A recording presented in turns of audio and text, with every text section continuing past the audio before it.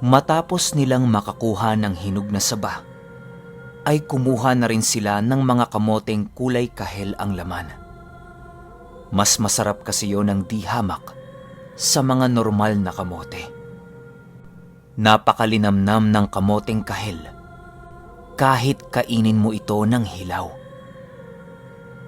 Habang nagbubungkal sila sa taniman ni Lolo Ruben ng mga kamote, ay pansin nilang medyo tuliro itong si Lolo Ruben. Tila ba meron itong iniisip na malalim. "Ben, ano na? Parang tulala ka yata," wika ni Lolo Enteng. "Ha? Di ah. Puyat lang ako, Teng," sagot ni Lolo Ruben. Ang hindi alam nitong dalawa ay merong nasisipat itong si Lolo Ruben sa may palayan. Kahit umagang-umaga na ng mga oras na yon, ay nagpapakita pa rin sa kanya si Sinag.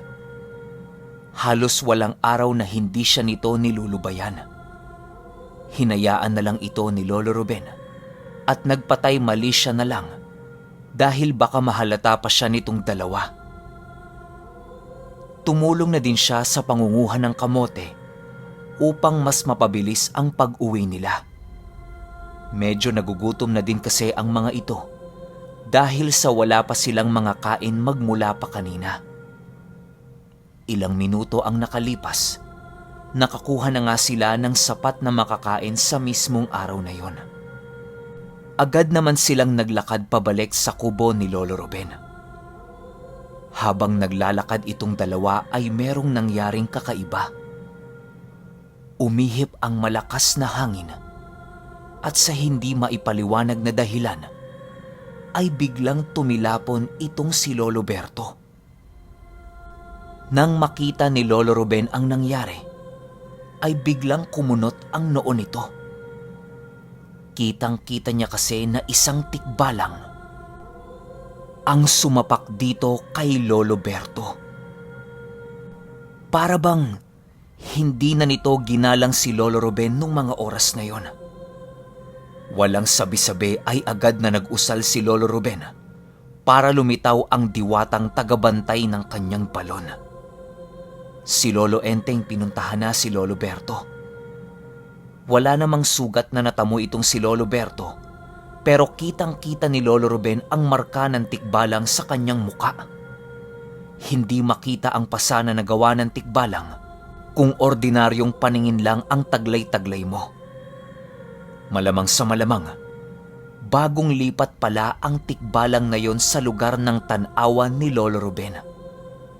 Patunay lang ito na hindi lahat ng mga engkanto sa lugar na yon ay umaayon sa kagustuhan ni Lolo Ruben. Hindi talaga kasi maiiwasan ang mga bagong lipat na mababangis na mga engkanto. Katulad nitong tikbalang na kailangan mo munang pakitaan ng lakas upang mapasunod ito. Ang ginawa ni Lolo Ruben, tinawag niya yung diwatang nangangalaga sa kanyang balon upang maturuan ng leksyon ang tikbalang na yon. Pinaluputan ito ng mga ugat na nagsisitalasan at pahigpit yon ng pahigpit sa tikbalang. Halos hindi na makagalaw ang tikbalang na yon dahil sa ginawa ng diwata. Diwata yon ng gubat ayon kay Lolo Ruben. Iginapos muna ang tikbalang na yon at mamayang gabi ang naghihintay na kaparusahan dito. Matapos yan ay tinungo nito si Lolo Berto upang tulungan. Nag-uusa lang ito tapos umiihip sa kanyang kamay at inilapat kay Lolo Berto. Matapos yan ay tinulungan na nila itong makatayo at tumungo na sa kanyang kubo.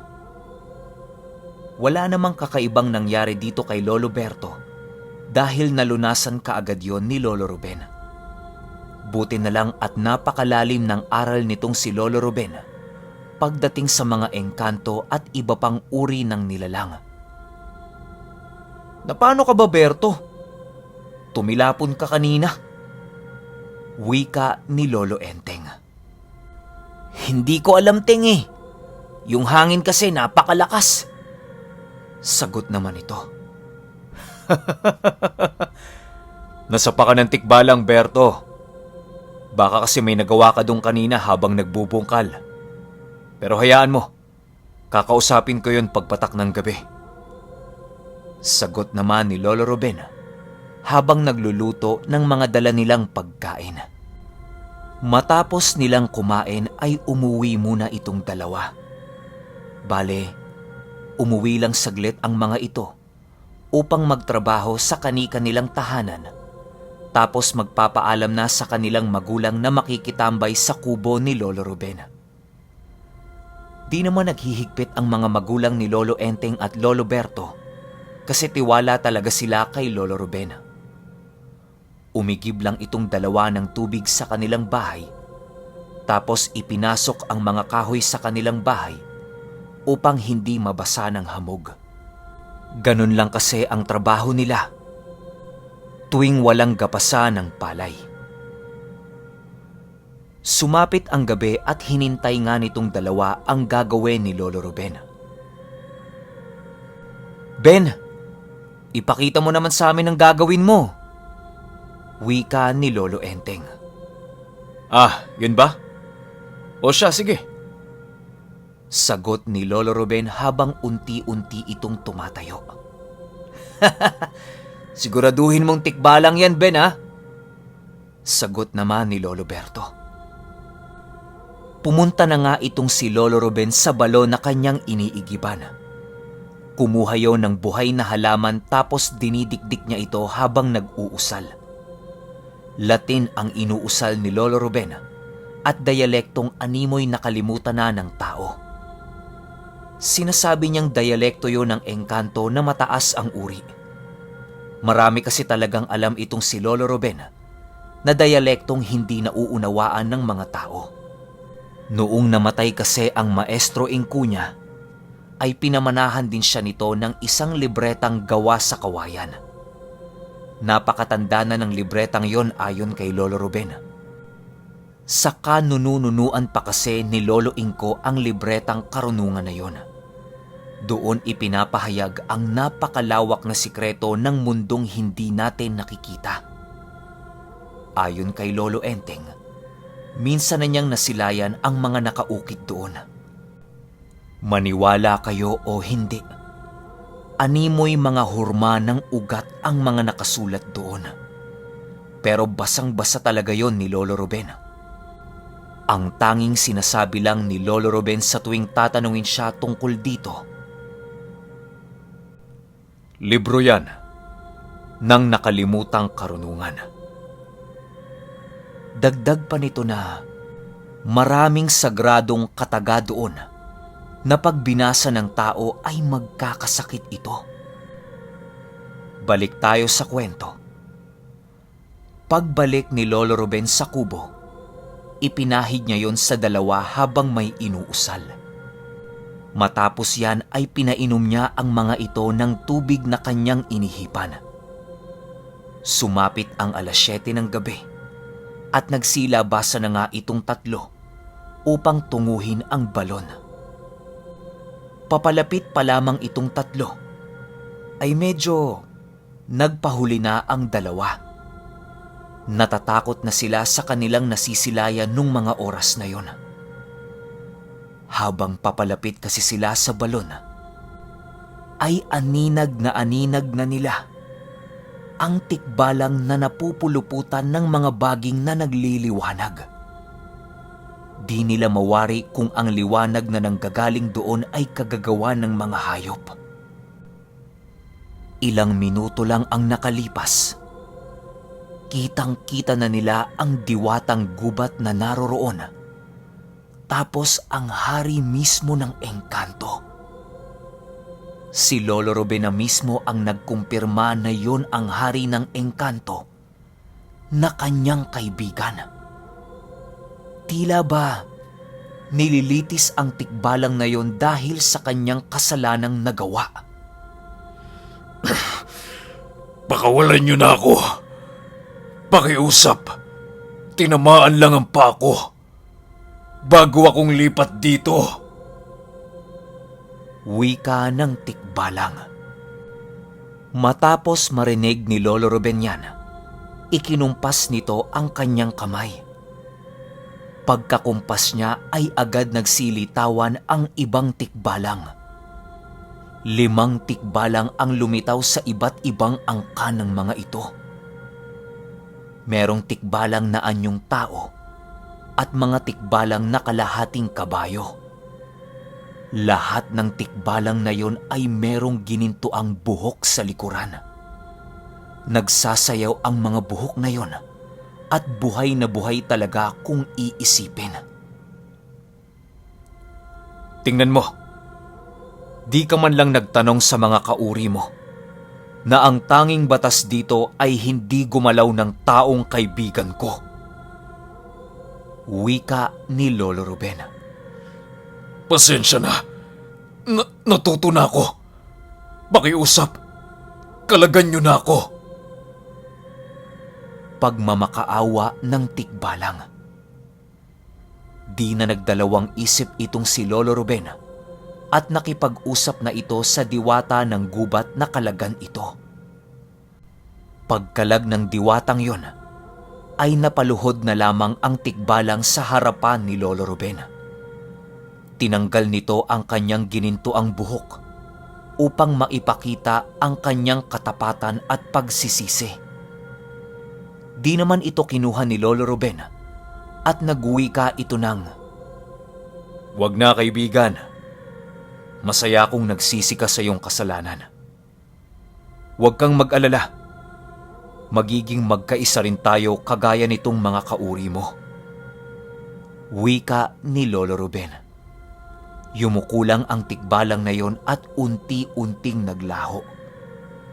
Yung hari ng mga engkanto ay nakatingin lang kay Lolo Ruben habang binabantayan ito ng isa niyang maharlikang kawal. Unti-unting naglalaho ang mga nilalang na yon sa paligid hanggang sa bumalik na sa normal ang lahat. Gulat na gulat itong dalawa sa kanilang nasaksihan. Si Lolo Enteng halos hindi makapaniwala sa kanyang nasilayan. Napakalakas nga talaga nito ni Lolo Ruben ayon sa kanya. Kahit itong si Lolo Berto ay manghang-mangha rin sa ginagawa ni Lolo Ruben. Tila ba siya ang nagmamay-ari sa lupang tinitirhan ng mga ito at nakikitira lamang ang mga nilalang. Ipinaliwanag naman sa kanila ni Lolo Ruben na kahit sino pang dumating dito ay ituturing niyang kaibigan. Basta ba'y hindi ito mananakit ng mga kakilala niya. Lapitin talaga itong si Lolo Ruben ng mga engkanto dahil sa mabuti itong tao. Tagos kasi ang mga paningin ng mga ito sa normal na nilalang kagaya ng tao. Kitang-kita nila ang maitim at mabuting budhi ng isang tao. Pagbalik nila sa kubo ni Lolo Ruben, ay nagpaalam na ang mga ito upang umuwi. Dumiretso naman si Lolo Ruben sa kanyang papag para matulog na din. Pagkapikit nitong si Lolo Ruben, nakabalik na naman siya sa lugar ng manggagamot. Animoy, sa bawat pikit niya, ay napapadpad siya roon na parang iisa na sila ni Sinag. Nadatnan niyang nakikipaglaban ang mga ito, tapos nakita siya ni Sinag na merong malubhang sugat. Sunog na sunog ang isang braso habang nakikipag-usap sa kanya. "Ben, tulungan mo ko. Tulungan mo ko, Ben." Wika ni Sinag. Kitang-kita na ni Lolo Ruben na nasusukol na at unti-unting nawawalan ng buhay ang mga manggagamot na nasa unang hanay. Kinaumagahan, nagpaalam itong si Lolo Ruben sa dalawa niyang kaibigan na aalis na muna siya. Kung maaari sana, sila na lang munang dalawa ang magbantay ng kubo niya. Di naman ito nagtanong at tinugon naman ng dalawa ang kanyang pakiusap. Wala nang paligoy-ligoy pa at agad hinanap ni Lolo Ruben ang daan papuntang ilog na tinutukoy ni Sinag. Habang naglalakad itong si Lolo Ruben, ay nagtataas na siya ng kanyang mga depensa. Hindi lang kasi laban ang kanyang kahaharapin, bagkus ay isang digmaan. Habang naglalakad itong si Lolo Ruben, ay tila ba lumalakas ang hangin sa paligid. Napatigil ito bigla at nakita niya ang hari ng mga engkanto kasama ang berdugo. Sasama kami sa ayaw at sa gusto mo. Nangako ako kay Inko na hindi ka namin pababayaan. Wika ng engkanto. Yung berdugo naman ay huminga lang ng malalim. Napangiti na lamang itong si Lolo Ruben dahil sa mga katagang binitiwan ng kanyang mga kaibigan. Ang mga sumama sa kanya ay ang hari, isang kawal, ang berdugo, at ang isang uri ng tikbalang na merong isang mata. Kakaiba ang tikbalang na yon dahil sa unang tingin, mapagkakamalan mo itong kampo ng kaliwa. Pero kapag nakakilala ka ng ganitong uri ng tikbalang, ay malalaman mong napakabuti ng mga ito.